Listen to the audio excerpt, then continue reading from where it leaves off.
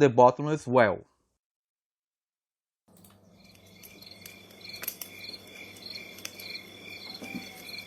When I was little, just a little kid, so very small like that, I saw the most witchlish thing in my life.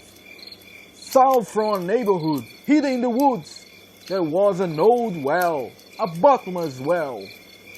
Everyone used to throw their rubbish, junk and old things there, like old broom, waste fishnet, torn clothes, broken TV, and also a miserable abundance of bad and disgusting feelings. Fear, anger, envy, racism, pride, and everything else that Lucifer would enjoy. And then, one day, things got so bad, so freaking bad, that the well overflowed in a flickering blaze, spitting out every transformed little troll to cause mischief on this island of Desterro. And so begins the story I'm about to tell.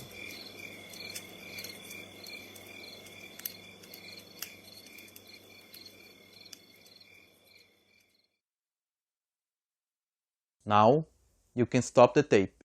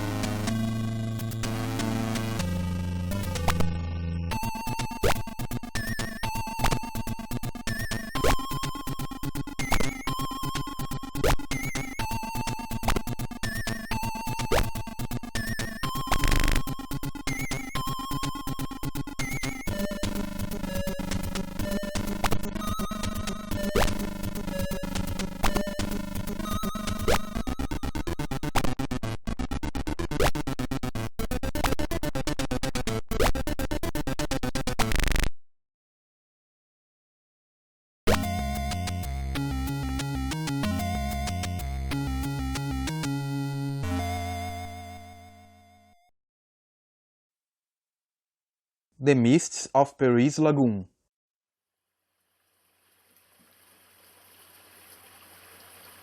Long ago, there was the extraordinary José Coelho, also known as Peninha.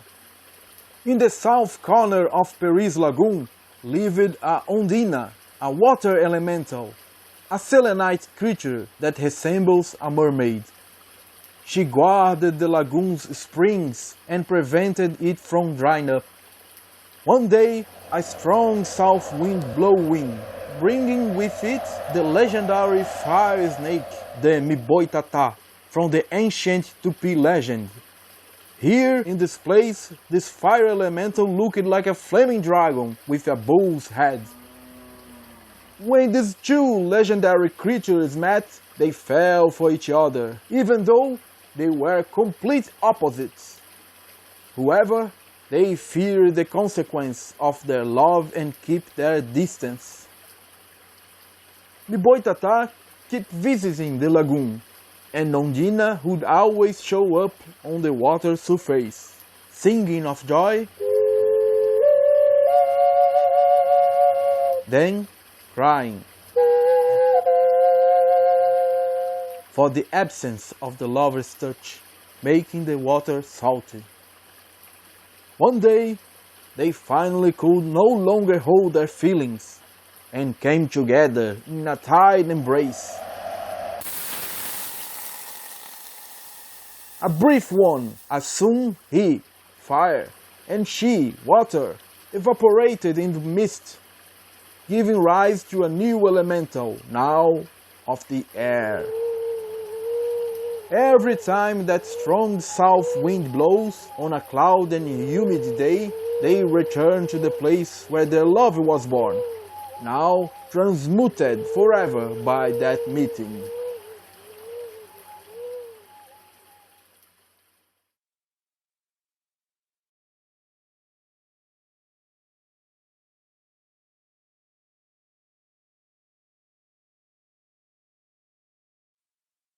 The Iconoclast Witch.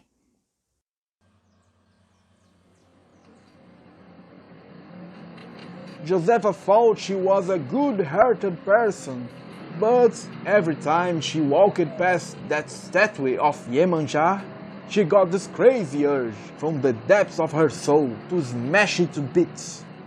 She always mumbled to herself, "Ooh, what an ugly statue! How could this even be considered art?" Her church pastor always talking about how it was an idol of evil, a pagan charter, unworthy of existence. One day, as she neared the statue, she heard a ghostly voice out of nowhere. "The sun got 13 rays, and so does the moon. Devil's gonna jump to hell, 'cause the soul went his soon. Rogue and bumpy, tail of a donkey, stinging your feet and whipping your ass. Under the roof, St. Peter, St. Paul and St. Fontiste. Over the roof, St. John the Baptist. Witch, great, great witch, do not enter this house, or this whole damn town you louse. By all the saints of the saints, amen." Upon hearing that, the woman was consumed with a primal fury, taken by an obtuse and quadruped hatred. Her face twisted in a skull, her nails became claws, and her words turned into gibberish. With her Bible in hand, she attacked the silent statue. Yes, those who witness such a scene say they never seen anything more eyesore. In the end, she couldn't really deal too much damage to the idol, and just ended up making a fool of herself, while everyone at the bus stop was laughing like there was no tomorrow. Some people said it was some long-haired boys who whispered that prayer against the witch from behind the statue. But who knows for sure? That's just what I heard through the grapevine.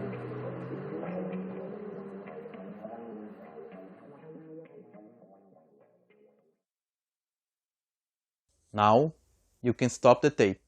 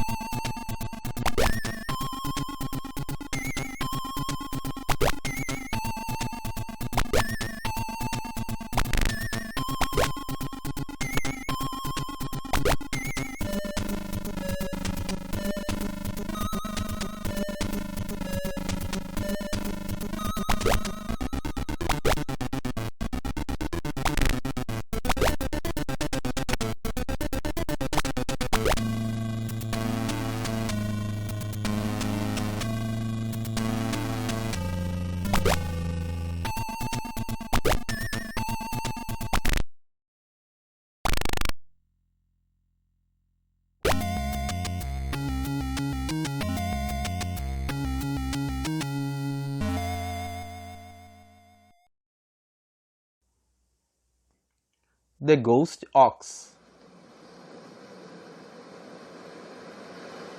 If there is one long beach at our island, it is Mozambique Beach. There, on nights of full moon and strong sea breeze, when the stretch of sand disappears into the infinity of that salty mist, fantastic things are spotted. One night, some fishermen were keeping watch for the mullet fishery.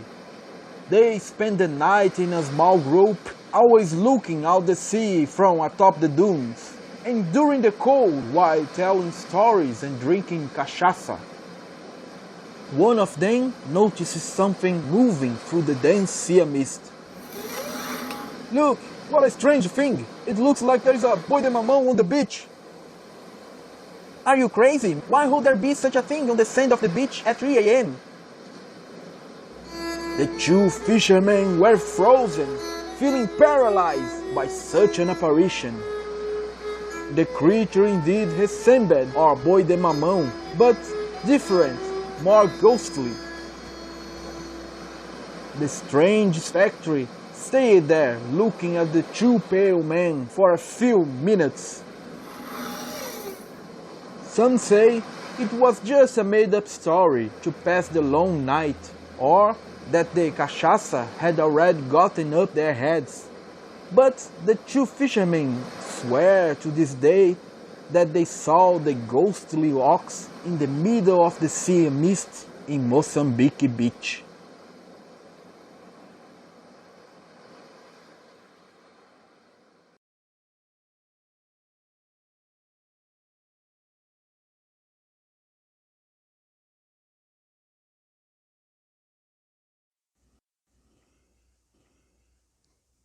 The high society witches.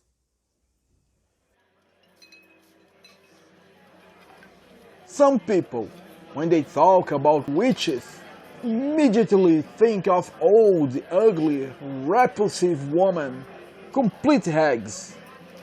But in fact, a witch's greatest weapon is her charm, her exterior and apparent image. Charm is also a word that means spell, mandrake, sympathy, or seduction. And there is nothing more seductive in a world than a man or a woman with possessions and money. The biggest witchlish creatures in this town appears in social columns of the newspapers and hang out in the VIP sections of parties with TV stars and internet sub-celebs. They get everything they want using the silver spell, rarely being unmasked. They often elect among themselves, in their witchlish congress, the chief witch. Never by chance the one who has the most power, money, and possessions in this land. They live off the exploitation of the weaker, impoverished and brutalized by the predatory real estate, which pushes the poor into the slums and keeps them there by force, and expels the traditional fishermen with landfill and gentrification. They ruin the land and also our spirit, as our island loses its true riches. Black culture turned into souvenirs, indigenous traditions get forgotten, and the Azorian settlers' habits become an empty slogan. The berbigão disappears from the shores, and the fisherman's food a luxury item, while Franklin Cascai's witches are turned into Wiccan Wicca, everything to shape this island to the rich one's desires. And it really takes a lot of self-image of light and kindness to hide the real gloomy atmosphere, the ugliness, the inequality, the pain, the exploitation, and the suffering of the miserable life that the lower classes led as they ride the overcrowded public transportation. It is not the image projected by the TV, internet bubbles, or social columns that really count for what this world is made of, but is the reality, material and immediate, of the people who really work and move the city. Finally, a great truth is imposed. There is nothing more witchlish than the world of money. Now you can stop the tape.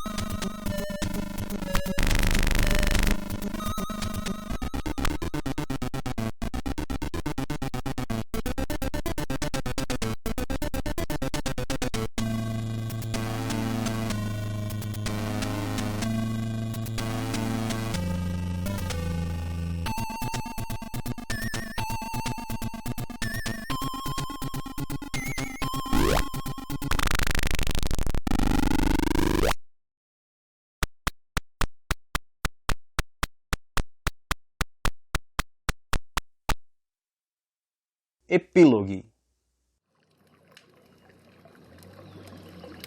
And all that malevolence was dragged back into the well, carried by that devilish gust of burning wind. People say that the little ghost ox, the papaya-headed creature from our tale, still hangs around the Pântano do Sul coast, scaring any folk who approach such Pandoric abyss. What motivated him to his great feat? I believe all he wanted was to be remembered. May his story be told for generations, so he can continue to exist and fulfill his purpose. Believe me, to this day, all that infamy, all that witchlish evil is still contained in the infinite depths of the Umbratic well. Who knows how long it will stay that way, but best be prepared for when the well overflows again.